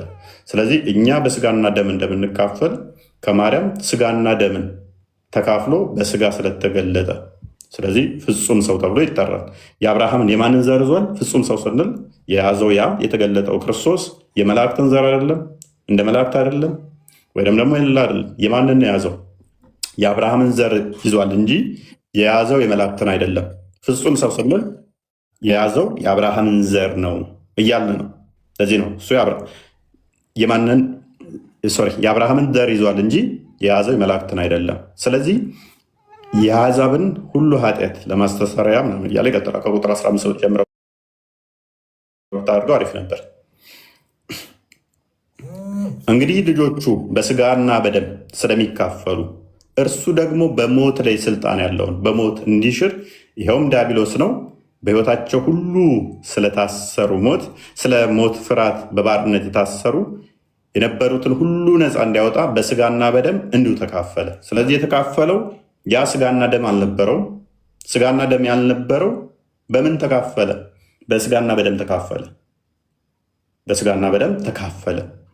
እርሱ ፍጹም አምላክ የነበረው በስጋና በደም ተገለጠ። ለምን? ከማርያም ስጋና ደምን ተካፍሎ ዮሐንስ ወንጌል ምዕራፍ 1 ቁጥር 14 ላይ ቃልም ስጋ ሆነ ጸጋና እውነትን ተሞልቶ በእኛ አደረ ስለሚል ቃል አስቀድሞ ሁሉን ከፈጠረ ሁሉን የፈጠረ በዓለም የነበረው በምን ተገለጠ ስለሚል ገና ሲጀምር ዮሐንስ ወንጌሉን ገና ቁጥር 1 ላይ ሲጀምር በመጀመሪያ ቃል ነበር፣ ቃልም በእግዚአብሔር ዘንድ ነበር፣ ቃልም እግዚአብሔር ነበር ይልና ቁጥር 3 ላይ ሁሉ በእርሱ ሆነ፣ ከሆነውም አንዳች እንኳ ያለ እርሱ አልሆነም ይለናል። ስለዚህ እዚህ ጋር በስጋ ተገለጠ ነበረ ሲል ምን ለማለት ፈልጎ ነው? በእግዚአብሔር ዘንድ ነበረ። ከዛ በፊት እንዴት ነበር ነው? ከዛ በፊት ማለት ቃልም ምንድን ነው የሚለው ከመጀመሪያ ሲጀምር? እሺ በመጀመሪያው ቃል ነበረ። እሺ ስለዚህ ዘመን ሳይቆጠር ጊዜ ሳይለካ ቃል ነበር። እሺ ቃል እያለ ማለት ምን ይመስል ነበር ነው? ቃል ማለት እንዴት ነው? ቃል ምን ይመስል ነበር? ቃል ምን ይመስል ነበር ለሚለው እንመጣለን። በመጀመሪያው ቃል ነበር፣ ቃልም እግዚአብሔር ነበር። ቃልም በእግዚአብሔር ዘንድ ነበር፣ ቃልም እግዚአብሔር ነበር አለን አይደለ? ቃል እግዚአብሔር መሆኑን ከተማመን ቃል ምንን ይመስል ነበረ? ትንቢተ ኢሳይያስ ምዕራፍ 40 ቁጥር 18 ባልሳሳት ቼክ አድርግልኝ። ምን ይመስላል? ትንቢተ ኢሳይያስ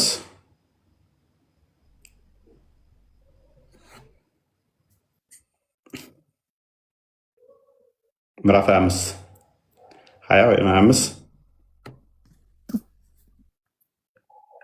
ባላልክ ምዕራፍ 20 ያልክ 40 ሶሪ 40 25 ነው ያልኩ፣ እንደዛ መሰለኝ ያልኩ። እሺ ይሄኛው አፕሊኬሽን ደግሞ አዛ ስለሆነ ግራ አጋባኝ እኮ እንዲህ ስትል ጥቅሶቹን ሁሉ አጠፋ። እኔ ቁጥሩን ገብቼ 40 ላይ ገብቼ ቁጥሩን ነበር እየጠበቅኩ የነበረው 40 25 አይ ቲንክ ቼክ አድርግልኝ እሱ። እሺ አይደለም። እሺ ዝቅ አድርገው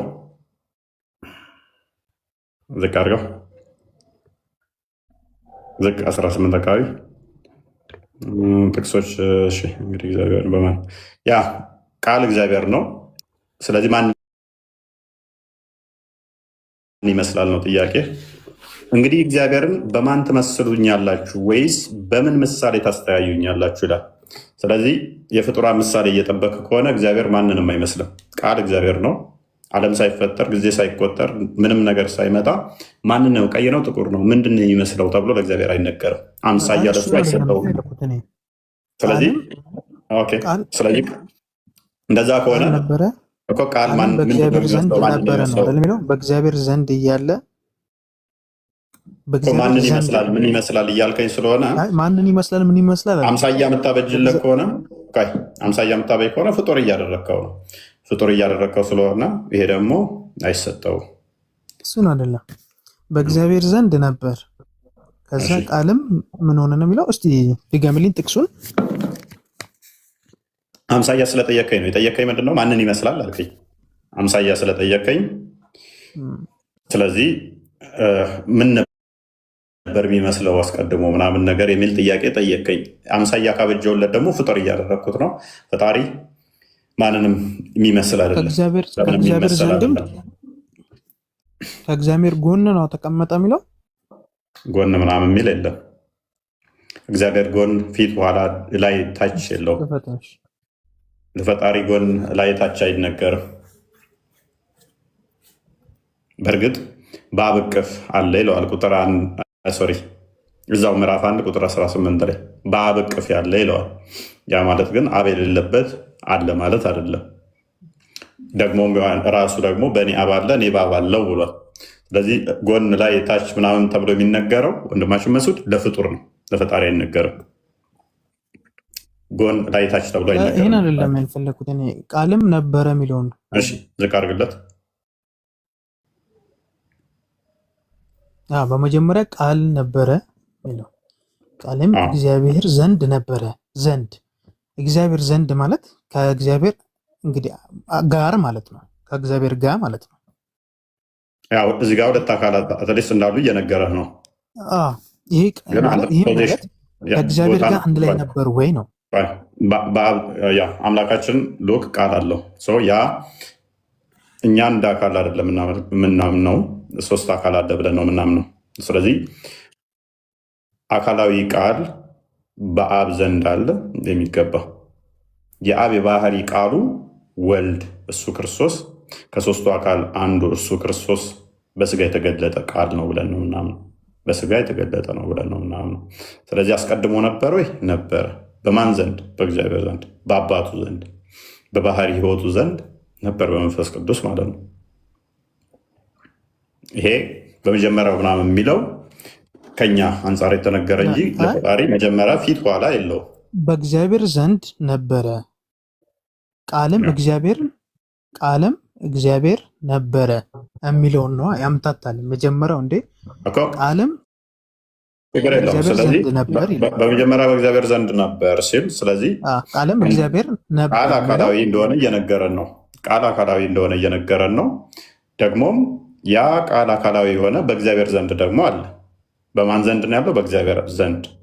ራሱ ቃል ሁለት ናቸው ማለት ነው። ስትሄድ ራሱ ቃል ምንድን አለ? ሁለት ናቸው። ሁለት ችግር የለም። ከአብ ጋር ነበር ማለት ነው። ያ ስለዚህ እኛ በአካል አንድ ነው ብለን አናምንም እኮ አልኩ። ይሄ ቃል ራሱ ደግሞ ምንድን ነው? እግዚአብሔር ነው። በአካል ሶስት ናቸው፣ ያው በመንፈስ ናቸው። አንድ ነው፣ በመንፈስ አንድ ነው ነው። በመንፈስ ስትል አንድ አምላክ አለ። የአንድ አምላክ ግን ሶስት አካል አለው። ስለዚህ ሶስቱ አካል ያለ ዘመን መቀዳደም፣ ያለ ጊዜ ልዩነት፣ ያለ ቅጽበታዊ ልዩነት ዓለም ሳይፈጠር ጊዜ ሳይቆጠር አሉ። ስለዚህ አንዱ በአንዱ ህልው ሆነው አሉ። ስለዚህ ቃል በአብ ዘንድ ነበር ብትል ችግር የለውም ማለት ነው። ይሄ ግን ከሶስቱ አካል አንዱ አካል እዚህ ውስጥ የምታየው አስቀድሞ የነበረው ከሶስቱ አንድ አካል ቃል እግዚአብሔር ነው። ቃል ራሱ እግዚአብሔር ተብሎ አምላክ ተብሎ የሚጠራው ቃል ቁጥር 3 ላይ ሁሉን የፈጠረ ነው። ከዛ ቁጥር 14 ላይ ደግሞ ይህ በመጀመሪያው በእግዚአብሔር ዘንድ ነበር አስቀድሞ እንዳለ ሁሉ በእርሱ ሆነ፣ ከሆነውም አንዳች እንኳ ያለ እርሱ አልሆነም ካለ በኋላ ቁጥር 10 ላይ ስትሄድ እርሱ በዓለም እንዳለ ይነግረናል። ከዛ ደግሞ በዓለም ነበር፣ ዓለሙ በእርሱ ሆነ፣ ዓለሙም አላወቀውም። የእርሱ ወደ ሆኑት መጣ፣ የገዛ ወገኖቹ አልተቀበሉትም። ለተቀበሉት ሁሉ ግን በስሙ ለሚያምኑት የእግዚአብሔር ልጆች የሆኑ ዘንድ ስልጣንን ሰጣቸው። በስጋ ሲገለጥ ወደ ገዛ ወገኖቹ ቅድም ወደ የአብርሃምን ዘር ይዟል አለ። እነኛ የአብርሃም ልጆች ነን ስለሚሉ የተወለደው ቃል ስጋን ተነስቶ ተዋህዶ የተገለጠው ከማን ነው? ከአብርሃም ዘር እንጂ ከመላእክት አይደለም፣ ወይም የመላእክትን ዘር አይደለም የያዘው።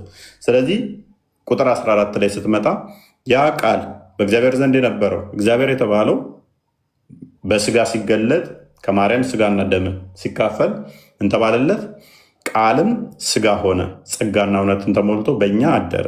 አንድ ልጅም ከአባቱ ዘንድ እንዳለው ክብር የሆነው ክብሩን አየን ይላል። ስለዚህ ያ የማይታየው የማይዳስሰው የማይነካው ቃል ያ ሁሉን የፈጠረ ሁሉን ያስገኘ ቃል ሎጎስ በምን ተገለጠ? በሚነካ በሚዳሰስ ሊጨበጥ ሊታይ በሚችል የባሪያውን መልክ ይዞ ተገለጠ ማለት ነው። ልክ ለምሳሌ በቀላሉ ላስረዳል። አንተ ያላ ቃል አለ ቁርአን ማለት ነው። አንተ ጋር ከመምጣቱ በፊት አላህ ዘንድ ነበረ። አንተ ጋር ሲመጣ ግን በወረቀት ተገለጠ። በወረቀቱ ላይ ያለው ቁርአን ይሄ ፍጡር አይደለም ብለህ ታምናለህ። ወረቀቱ ግን ሊነካ ሊዳሰስ ሊታይ የሚችል ፍጡር ነው። ይሄ ያላ ቃል ግን ሊነካ ሊታይ አይችልም ነበር አስቀድሞ። ታዲያ እንዴት ነው የሚታየው? ያልን እንደሆነ በሚታይ በሚዳሰስ ምን ስለተገለጠ? ወረቀት ስለተገለጠ ልንነካው ልንዳስሰው ልናየው እንችላለን። ማን? የአላህን ቃል ፍጡር አይደለም የምትለው ያለ ወረቀቱ ልንነካው ልንዳስሰው ልናየው እንችል ነበር ወይ? ከመገለጡ በፊት ልናየው ልንዳስሰው እንችል ነበር ወይ? አላህ ዘንድ ሆኖ አታየው። ፍጡር አይደለም ብለህ ነው የምታምነው። ይሄ አላህ ነው ወይ? አላህ አይደለም ብለህ ነው የምታምነው። ፍጡር አይደለም አላህም አይደለም። ምንድን ነው? የአላህ ቃል ነው። ነገር ግን ሊታይ ሊዳሰስ ሊነካ በሚችል ወረቀት ተገልጧል ብለህ ነው የምታምነው። እኛ ደግሞ ምን እናምናለን? ያ የአብ የባህሪ ቃሉ አካላዊ ቃል በምን ተገለጠ ብለን እናምናለን? በስጋ ተገለጠ። በስጋ ቃል ስጋ ሆነ ሲል፣ ስለዚህ በስጋ ተገለጠ። ሊነካ ሊዳሰስ ሊታይ ይችላል። አጭር ቁመት፣ ጠባብ ደረት፣ በዚህ ተገለጠ። የማይወሰን የማይወሰነው ማይዳሰሰው ማይታየው በሚታይ በሚዳሰስ በዚህ ተገለጠ። ለምን? የባሪያን መልክ ይዞ ስለ ፍቅር ስለ ትሕትና ለእኛ ሲል እንዲያደረገ ብለን እናምናለን።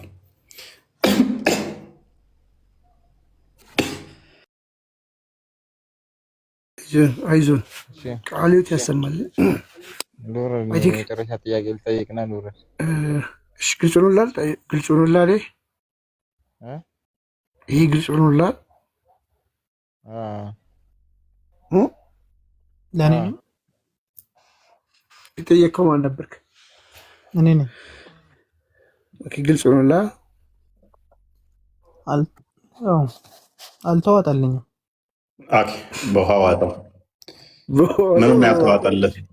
ምኑን ያልተዋጠልህ?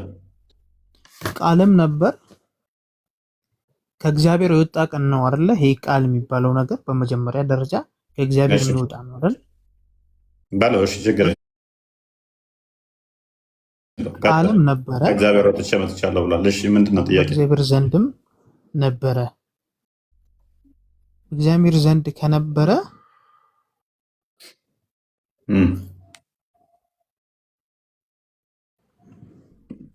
ያልተዋጠልህ ሁለት አካል እዛ ጋ መጀመሪያም ከነበር ካለ ከዛ በኋላ ኢየሱስ ደግሞ መጥቷል አይደል? ይሄ ቃል የሚባለው ነው ወይ ኢየሱስ ነው? በሚገባ ኢየሱስ ማለት በስጋ የተገለጠ ቃል ማለት ነው። ያ በስጋ የነበረው በደንብ አሰው አስቀድሞ ስጋን አልተዋሃደም ነበረ። በስጋ ሲገለጥ ስጋን ሲዋሃድ ኢየሱስ ተባለ። ስለዚህ ኢየሱስ ማለት በስጋ የተገለጠ አምላክ ማለት ነው። ሁለቱንም ያጠቃለለ ማለት ነው። አካልንም መለኮትንም የያዘ ነው ማለት ነው። ኢየሱስ ማለት በስጋ መለኮት ሙላተ ሰውነቱ ተገልጦ የሚኖር ነው። አንጥልም። በቃ ከተዋህዶ በኋላ መለኮቱም አለ ማለት ነው። አንድ ላይ ከተዋህዶ በኋላ ፍጹም ሰው ሲባል ሰው ነው። ፍጹም ሰው መሆን አለበት ነው። መለኮቱ የለም ማለት ነው አብሮት። ማን ያለው? ማን እንደዛ አለ? ፍጹም ሰው ሲባል እንዴት ነው? ፍጹም ሰው ከተባለ ፍጹም ሰው ማለት ነው። እንግዲህ ምንም የሌለው ያልተቀላቀለ ማለት ነው። ከቃሉ ትርጉም ምን እንትን ምንለው ማን ያለ? እሱ ሰው ነው። ሰው ስንል ከማርያም እንደመወለዱ ስጋና ደምን አንተ ያስካቸውን እዟል። እንደኔ እጅ አለው እግር አለው። የነሳው የባሪያ መልክ ስለሆነ ማለት ነው። ስለዚህ እዚህ ጋር ፍጹም ሰው ሲል መለኮቱ የለም ማለት ነው። እዚህ ጋር ፍጹም ሰው ከተባለ እንግዲህ ፍጹም እንደኛ ነው። እንግዲህ ማን ያለ? ከየት መጣ እንደዛ የሚል ትርጉም? እንደዛ የሚል ትርጉም ከየት መጣ? ፍጹም ሰው ማለት እሺ ምን ማለት ነው? እንዳንተ እስቲ ፍጹም ሰው ሲባል እንዴት ነው? ኦኬ ፍጹም ሰው ስንል ምንም ጉድለት የሌለበት ማንኛውንም እንደኛ ስጋና ደምን የተካፈለ የተዋሃደ በስጋ የተገለጠ። ስለዚህ መለኮታዊ የለም ማለት ነው። ማን ነው ያለ? የለም የሚል ኬን ያመጣው? ፍጹም ሰው ሲባል ታዲያ እንዴት ነው እኮ እየነገርኩህ እኮ ነው። ፍጹም ሰው ስንል በስጋ የተገለጠ የአብርሃምን ዘር የያዘ ማለት ነው። ከኃጢአት በቀር እኛን የመሰለ። እሺ ፍጹም አምላክ የሚለውስ? አምላክ ስንል ደግሞ እሱ በባህሪ ቃል በስጋ የተገለጠ እንደመሆኑ ሁሉን የፈጠረ ሁሉን ያስገኘ ነው። ሁለቱን አንድ ላይ ማስኬድ እንችላለን። ፍጹም ሰው ነው፣ ፍጹም አምላክ ነው የሚለው ይቻላል። ምክንያቱም ተዋህዷል። መልካም እሺ። አንድ ብረት በሳት ቢግል ብረት ነው አይደለም? ብረቱ ብረት ነው። ብረትነቱ ጠፍቷል። ብረት ብለህ መጥራት ኦኬ። እሳት ብለህ መጥራት ትችላለህ? አትችልም። ኦኬ። የጋለን ብረት በእጅ ብነካው ችግር የለውም?